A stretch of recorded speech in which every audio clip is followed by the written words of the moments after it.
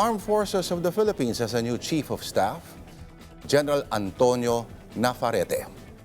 To help us understand what this appointment means for the military, we're joined by our One News defense editor and so far the only standing, living, breathing Filipino Pulitzer Prize winner for international journalism, Manny Mogato. Manny Mogs, welcome to Political Beat. Thank you, sir. Thank you. And I'm happy to be here.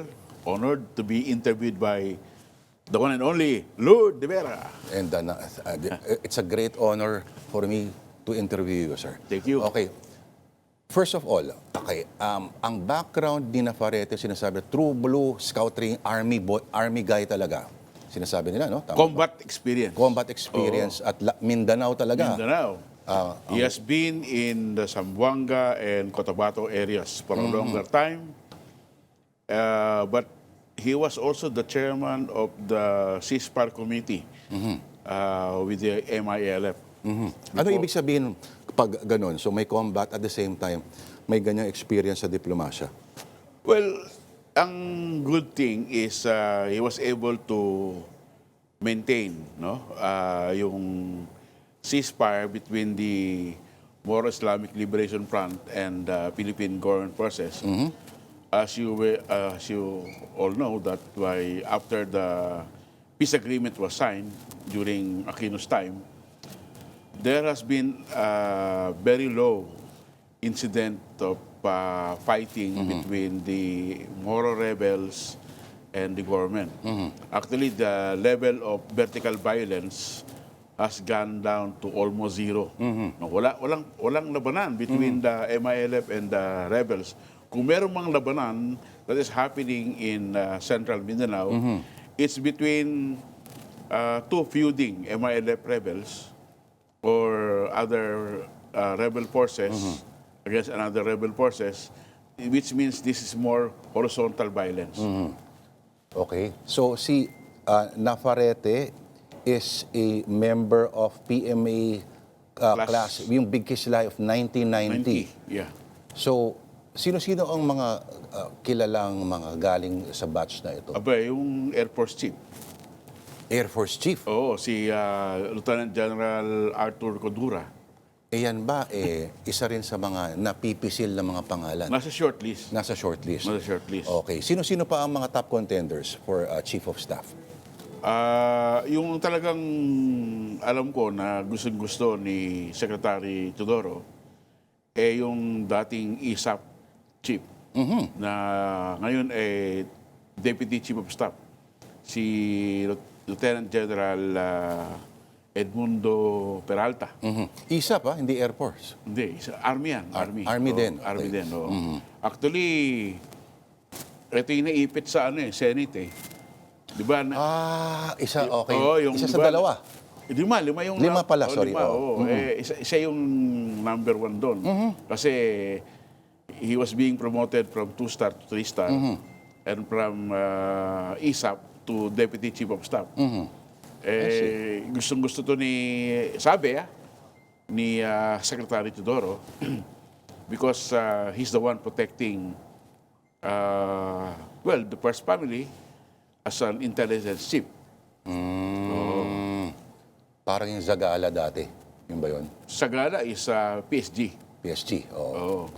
Pero when you say protecting... Well, protecting not only the first family but also the country because he is the head of the intelligence. Okay. Bago tayo mag-zoom in kay Nafarrete, sa ilang taon na pag-upo ni Browner as Chief of Staff, ano yung mga significant achievements niya? Well, mukhang natutok lalo tayo sa yung medyo external security. Ano? Yes, pero ako, I would credit General Browner for resisting the temptation to intervene, no? Kasi last year, di ba? May tumatawag ng mga retired, tsaka nasabi, mag-withdraw ka ng support kay President Marcos. Parang ala General Ramos. Reyes. Reyes. Ayan, Okay. 2001, no? Pero si General Bronner stayed apolitical and professional. So I think that we should give credit to his character. No? Laging ginagamit yung term na professional to refer to the moral courage to resist certain calls, no? Yes. Oo. Pero walang tumawag kay Ramos na professional noong 1986. Kasi medyo political yun eh. Oo nga eh. Oo nga eh. At that time, masyadong charged yung situation coming from a snap election na sinabi ni dating Secretary Juan Ponce Enrile na dinaya daw ni dating President Ferdinand Marcos. So iba yung sitwasyon. Iba rin yung situation noong 2001 when General Reyes heeded Iba rin yun. the call of the people to intervene and withdraw support from President Joseph Estrada. Para medyo masaklap pa na at fairly recent na masaklap na example yata yun. At kasi yung... Okay. Ano ba ang mga... Of course, yung tenure ni Browner is not without criticism, ano? Ang dami. Oo. Yung modernization, sinasabi, no? Habang nag-expand yung military capabilities ng mga kapitbahay natin. Usapin pa rin ba ito ng budget, Sir Manny? Malaking usapin yung budget, no? Kasi actually ang ating defense budget is approximately almost over a little 1% of our GDP. No?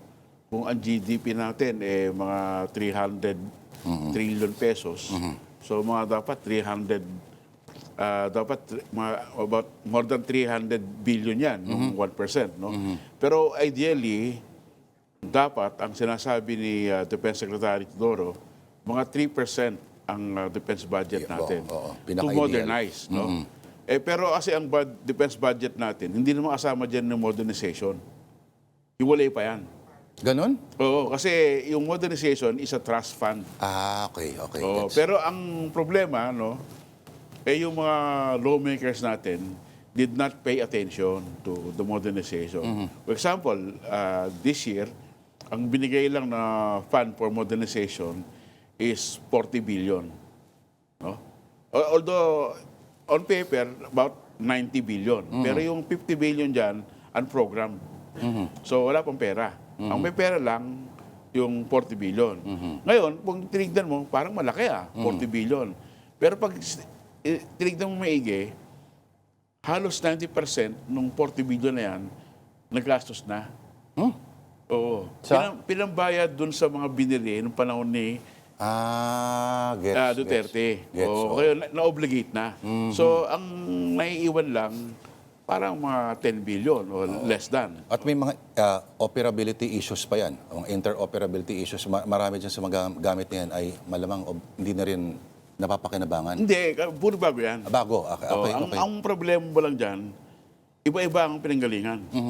Yung aeroplano mo, South Korea, may mga aeroplano galing Brazil, may mga system na Israeli at European. So dapat ma-integrate yan. So dyan tumutulong yung Amerika by giving us funds for integration do sa command and control. Ayun.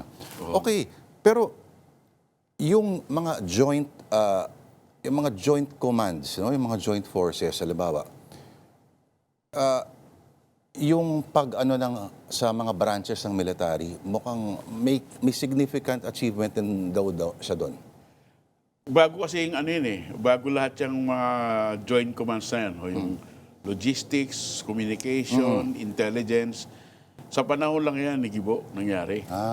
Oo, kasi yung ating armed forces is slowly transforming from a counterinsurgency force, no, puro laban sa NPA, ang PUSAYAP, to an external defense force, maritime security, maritime domain awareness. So, mas pinapattern natin yung structure natin sa Amerika. No? So, maybe in the future, yung ating Chief of Staff magiging insignificant na yan para siyang chairman ng Joint Chief of Staff ng Amerika. No? Wala talagang power kasi parang magiging personal staff ng presidente. Akala ko sasabihin mo, kasi magiging AI na yung defense secretary. Kasi ang real power ngayon nasa mga area command. Gets. Oo, yung kunyari Western Command, he commands all the forces in Palawan and Correct. neighboring Correct. seas. So, andun ang real power. Pero, Parang yung SINPAC, Yes. yung Indo-PACOM ng Amerika. Na he controls all forces, Army, Navy, Air Force, Oo. doon sa area niya. makabago, kasi wala na yung may isang parang Eisenhower or MacArthur na pati yung paraan ng pakikipagdigmaan na parang frontline na may mga tangke-tangke, wala na yun.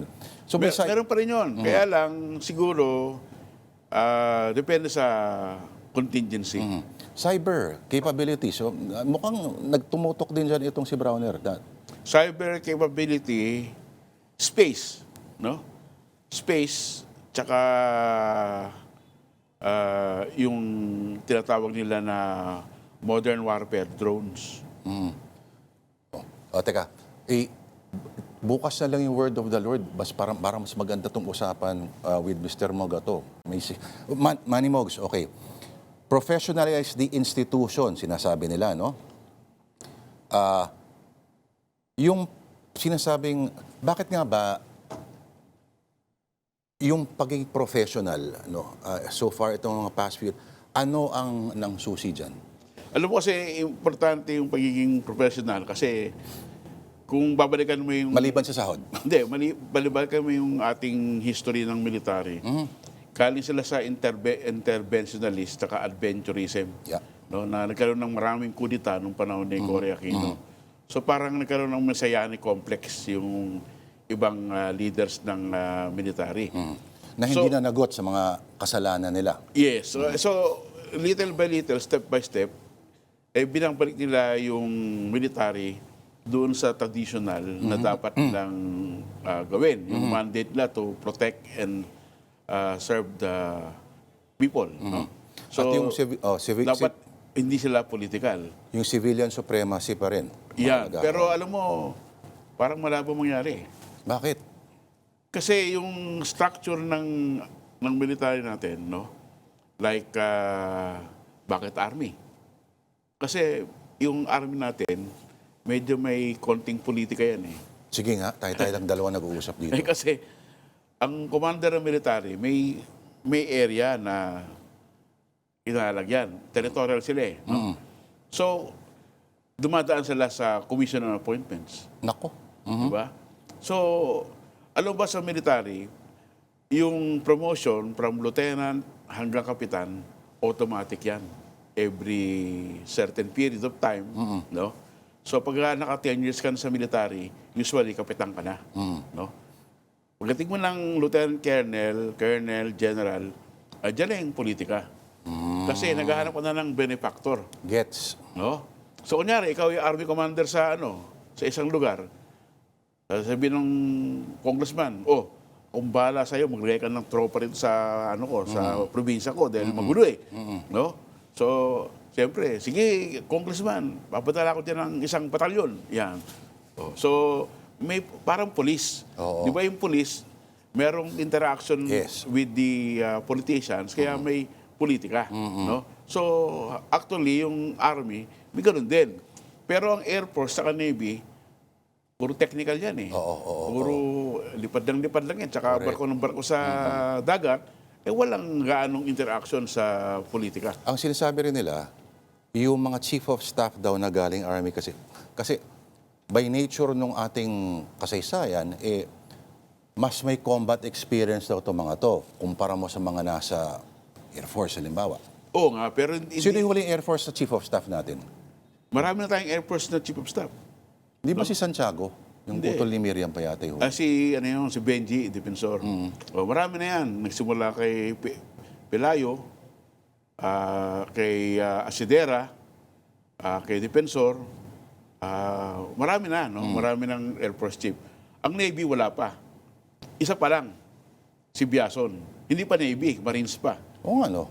Tama. Oo. So, karamihan, Army, kasi we've been fighting counterinsurgency, yung NPA, for more than 5 decades. No? Actually, matagal na. Oo. 1969 sila nabuo. No? Pero, Sir So, Manny, sabihin, talagang ang experience natin, fighting insurgency, so mas lumaki yung army natin.